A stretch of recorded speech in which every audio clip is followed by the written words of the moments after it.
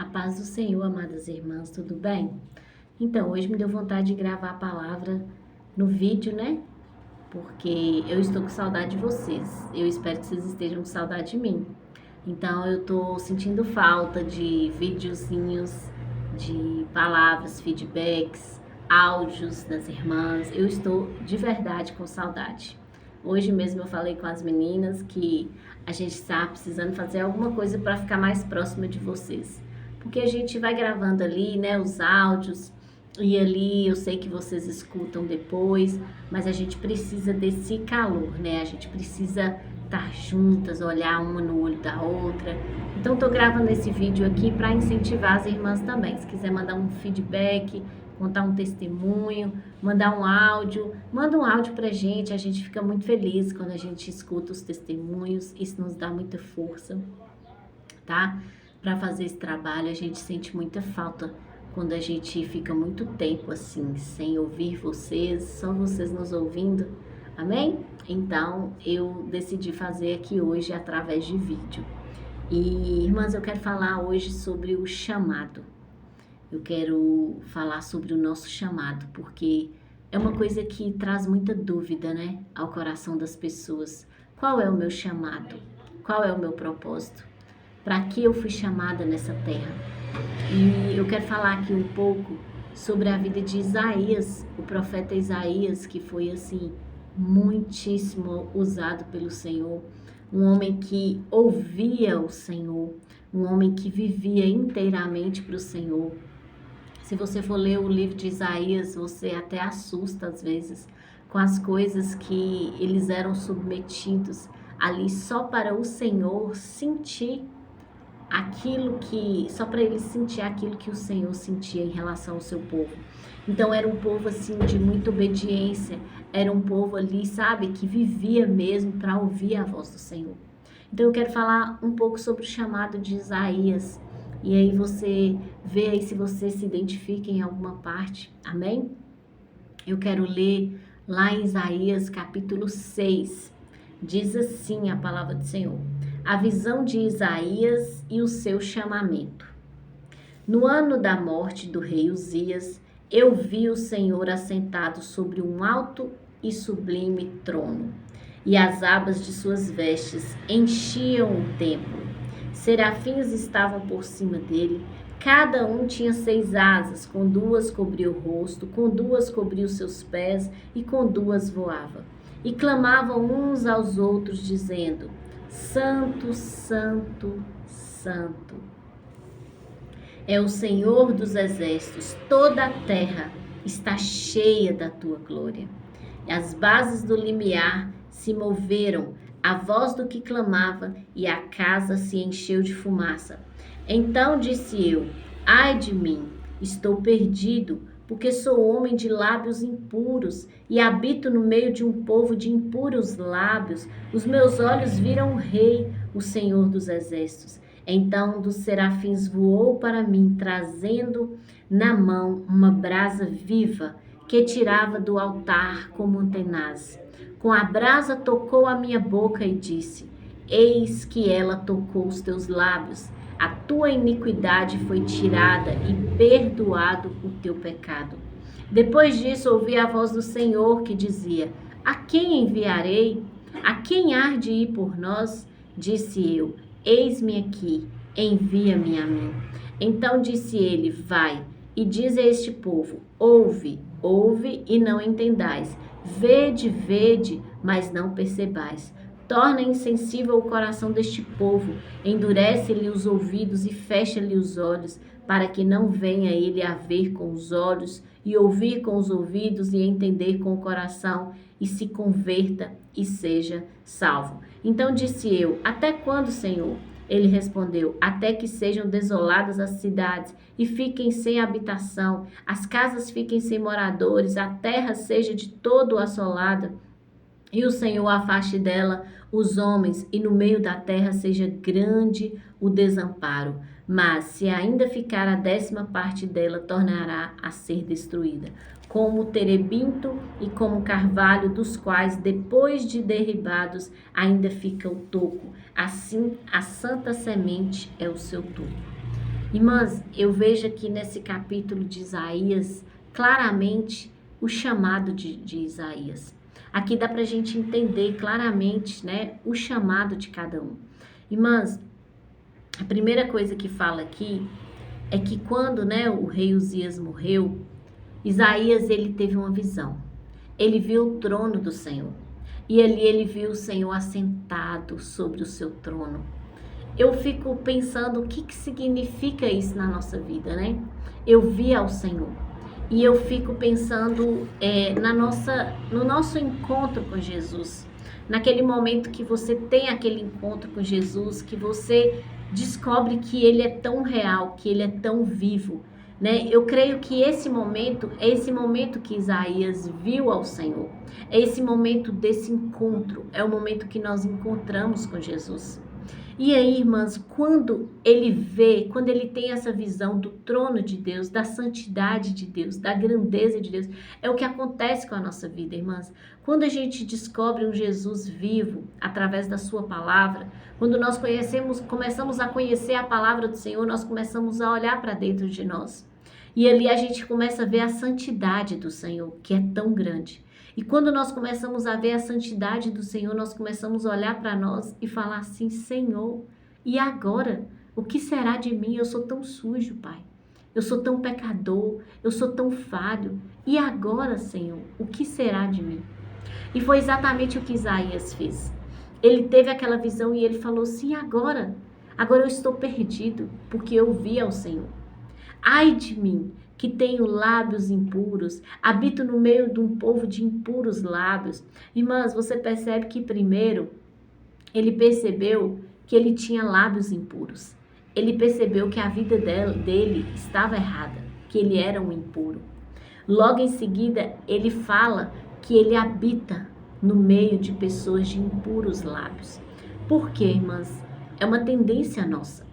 Né? Automaticamente, quando nós conhecemos a Jesus, quando nós começamos a conhecer a santidade de Jesus, quando nós começamos a purificar a nossa vida, nós começamos a olhar para as pessoas ao nosso redor e nós começamos a ver o defeito das pessoas, sabe? E aí a gente começa a falar: nossa, olha o que essa pessoa faz, nossa, olha o que essa pessoa faz, olha isso. Por quê? Porque agora os nossos olhos estão abertos em relação ao pecado.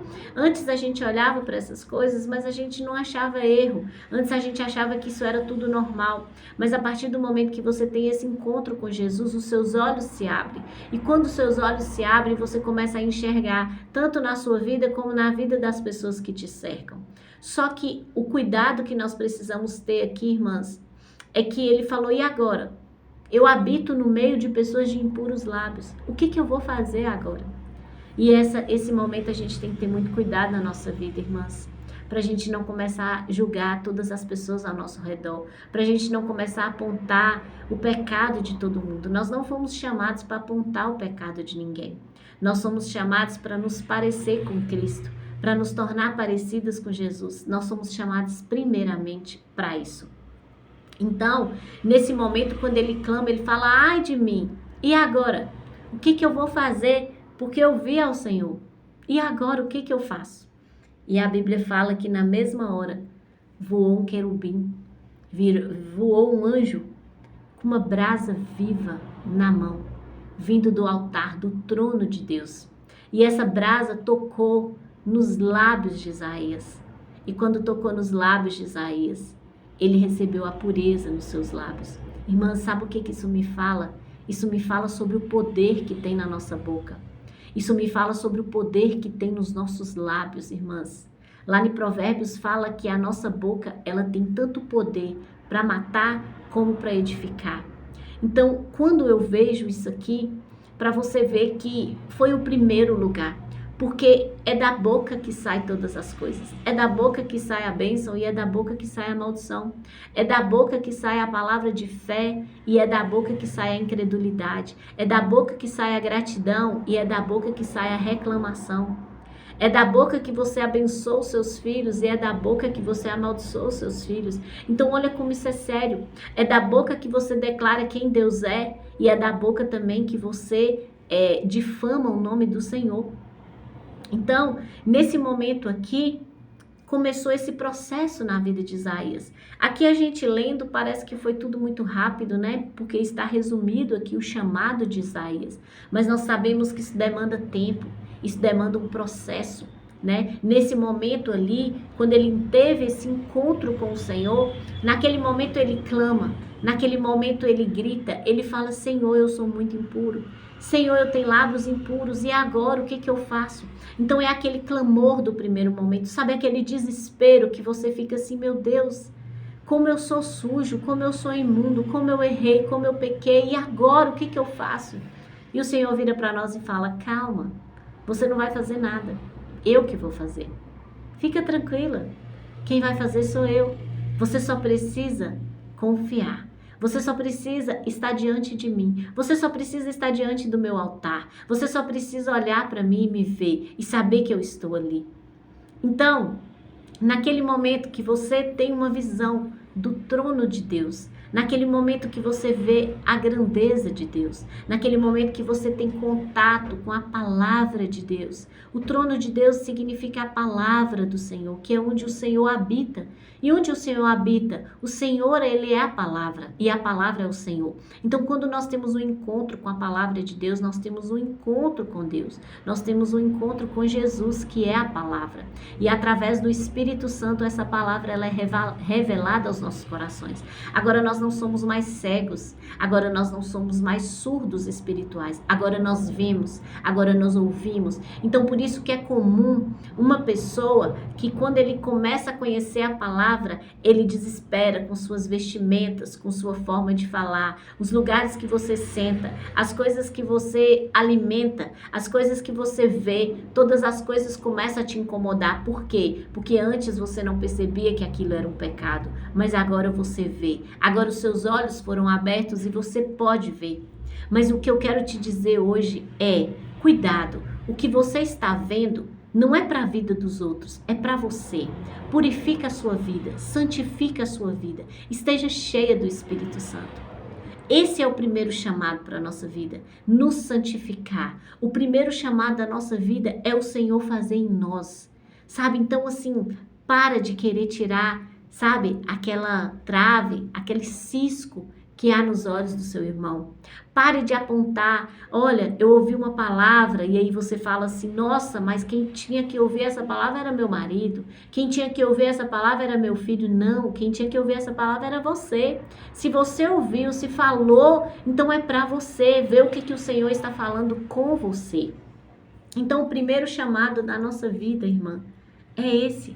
O primeiro chamado é a nossa purificação, é a nossa santificação, é a gente conhecer mais e mais o Senhor.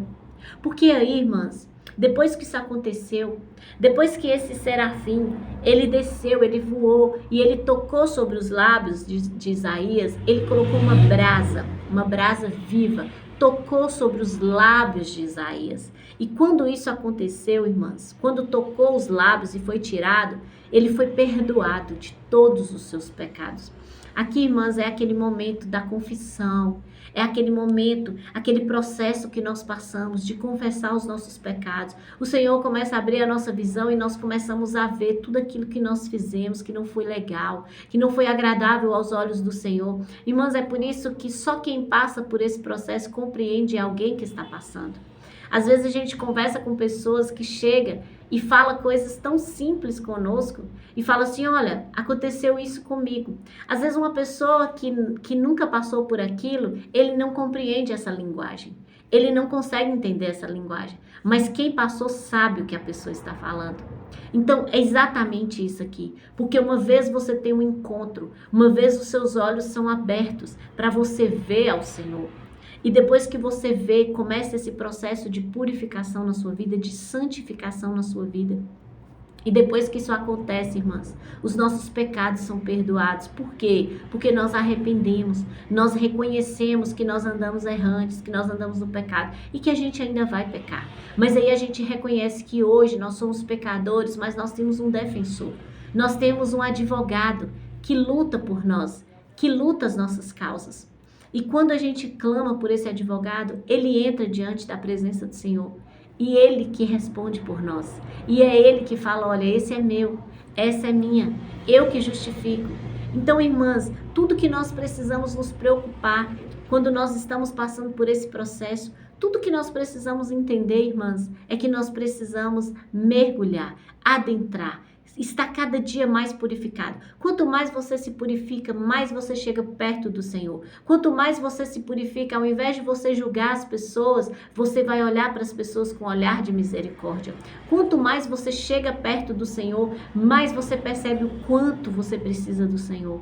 Quanto mais você se aproxima dele, irmãs. Então, esse é o segredo na nossa vida. E depois, irmãs, de tudo isso, depois dessa purificação, depois dos pecados serem perdoados, e agora, depois de tudo isso, ele escuta a voz do Senhor. Ele ouve a voz do Senhor que diz: e agora? Quem eu enviarei? Olha que coisa linda, irmãs. Quem eu enviarei? E aí, na mesma hora, Isaías vira e fala assim: envia-me a mim, Senhor. Por quê? Porque ele já tinha passado por todos os processos. Irmãs, eu vejo pessoas atropelando esses processos com o Senhor. Eu vejo pessoas, irmãs, que às vezes está há tantos anos na igreja e nunca passou por esses processos com o Senhor. Nunca passou por esse processo de purificação. Irmãs, nunca é tarde para a gente começar esse processo. Na verdade, esse processo ele nunca vai acabar. Enquanto nós estivermos nessa terra, nós vamos estar purificando a nossa vida em alguma área. Mas eu estou falando sobre aquelas coisas que veio impregnadas em nós no mundo. Eu estou falando sobre essas coisas. Às vezes tem pessoas, irmãs, que passam a olhar para o pecado de uma forma tão natural. Começa a olhar para o pecado e fala assim: ah, é assim mesmo. E começa a se conformar com tudo que tem visto, ouvido. Irmãs, isso é muito sério. Nós precisamos tratar pecado como pecado. Ah, mas eu não aguentei, a minha carne falou mais alto. Irmãs, não é a nossa carne que deve nos dominar. Quem nos domina é o Senhor, é o Espírito que deve nos governar. Então, só depois, irmãs, de tudo isso, é que nós podemos nos colocar diante do Senhor e falar: Senhor, envia-me a mim. Porque quando você vai ver a vida de Isaías, irmãs, Isaías não vivia para ele. Isaías vivia para o Senhor. Quando você vai ver as coisas que o Senhor pedia a Isaías para fazer, você vai falar: Senhor, o Senhor fez isso com Isaías. Senhor, por que o Senhor permitiu Isaías passar por isso? Isaías passava ali pelas coisas que o Senhor sentia. O Senhor sentia uma dor em relação ao povo de Israel e ele falava: Isaías, vai lá e faz isso, para você sentir na pele, para você sentir a dor que eu estou sentindo. Então um profeta, ele sempre vai passar na frente, ele sempre vai à frente, ele sempre vai viver primeiro, ele sempre vai passar primeiro para que outras pessoas vivam aquilo que ele está vivendo. Então uma pessoa que recebe mensagem do céu, uma pessoa que ele é direcionada pelo Senhor, primeiro ele passa, para que quando ele for falar, ele fale com propriedade daquilo que ele passou. Então essa é a vida do profeta. E eu quero te perguntar nesta noite, qual é a sua causa? Porque, irmãs, existe um chamado e existe uma causa. O chamado da purificação, da intimidade com o Senhor. Ide e pregai o evangelho a toda criatura. Esse chamado é de todos. Todos nós que conhecemos ao Senhor, nós recebemos esse chamado. Por quê, irmãs? Porque pregar o evangelho não é só subir num púlpito, não é só estar aqui como nós estamos como administradoras, não. A sua vida prega o Senhor. A sua vida diz quem Jesus é. Então isso é muito sério. Então quando Jesus falou, ide por todo o mundo e pregai o evangelho, significa, irmãs, onde você estiver, prega o evangelho através da sua vida. Fala que tem um Jesus que salva, que liberta, que restaura. Usa o seu local de trabalho. Usa a sua empresa para glorificar o nome do Senhor. Usa as suas finanças para glorificar o nome do Senhor, para que o seu filho possa crescer vendo que até as suas finanças glorificam o nome do Senhor. Usa principalmente a sua casa, irmã. Usa o seu casamento para glorificar o nome do Senhor. Isso você vai estar proclamando a palavra do Senhor. Agora, todos nós temos uma causa. A causa, irmãs, é aquilo que sempre queimou no seu coração. Às vezes, tem pessoas que ainda não conseguiram identificar qual é a causa que você defende. Por exemplo, quando eu me converti, eu sempre gostei de falar de Jesus. Onde eu estava, tinha culto, tinha adoração, tem pregação até hoje. Eu gosto de falar. Eu gosto muito de pregar, eu gosto de falar de Jesus e eu não prego só aqui para vocês. Onde eu tô pregando, eu tô trabalhando, chega alguém ali na recepção e senta, eu paro tudo e começo a falar de Jesus para ele. Eu amo falar de Jesus. Mas isso é o nosso id, né? Ide por todo mundo e pregai o evangelho. Não perca tempo, mas existe uma causa que queima dentro de nós. E eu não sabia ainda, eu não tinha descoberto ainda qual era a causa que queimava no meu coração. E hoje eu sei que a causa é família. Hoje eu sei que quando eu comecei a falar para mulheres, para posicionamento de mulheres, para alcançar suas famílias, aquilo queimou dentro de mim. E eu tive certeza que esta é a minha causa. Esta é a causa que eu vou defender, sabe? Esta é a causa que eu vou estar sempre falando. Onde eu estou, eu começo a pregar, eu começo a falar de Jesus, daqui a pouco eu estou falando de família. Onde eu vejo uma mulher, eu tenho necessidade de falar, olha, não caia nessas armadilhas do mundo. Olha, você é a pessoa que pode manter a sua casa de pé. Não permita. Não permita que nada venha destruir a sua casa. Eu estou sempre falando isso porque esta é a minha causa. Esta é a causa que eu defendo. Se talvez você ainda não descobriu a sua causa, você vai descobrir. Eu demorei muito tempo para descobrir a minha causa. Agora, o seu chamado é ide por todo mundo e pregar o evangelho. Depois, enquanto você estiver nessa purificação, enquanto você estiver aqui, deixa que somente o Senhor faça. O Senhor, se Ele tiver de abrir a sua boca e usar você até na vida de um profeta, Ele vai usar, mas deixa que o Senhor faça isso. Não precisa você correr atrás disso, deixa que o Senhor faça. Agora vai chegar um dia que o Senhor vai falar, a quem eu enviarei? E aí você pode levantar sua mão e falar, Senhor, pode me enviar? Envia-me a mim, mas não esqueça que isso vem depois do processo. Isso vem depois da sua purificação, do perdão dos seus pecados, depois que você estiver com uma vida diante do altar. Não envergonhe o nome do Senhor. Não envergonhe. Às vezes a gente quer fazer tanto para o Senhor e ali não dá conta e acaba envergonhando o nome do Senhor. O Senhor respeita o tempo na sua vida. Então busque restaurar a sua casa, coloque a sua casa em ordem, coloque a sua vida em ordem e não se preocupe que a sua vida já está falando de Jesus. A sua vida já está pregando Jesus. Amém? Eu espero que o Senhor tenha falado ao seu coração e que você possa descobrir qual é o seu chamado, qual é a sua causa. Amém, minhas queridas? Um beijo no seu coração.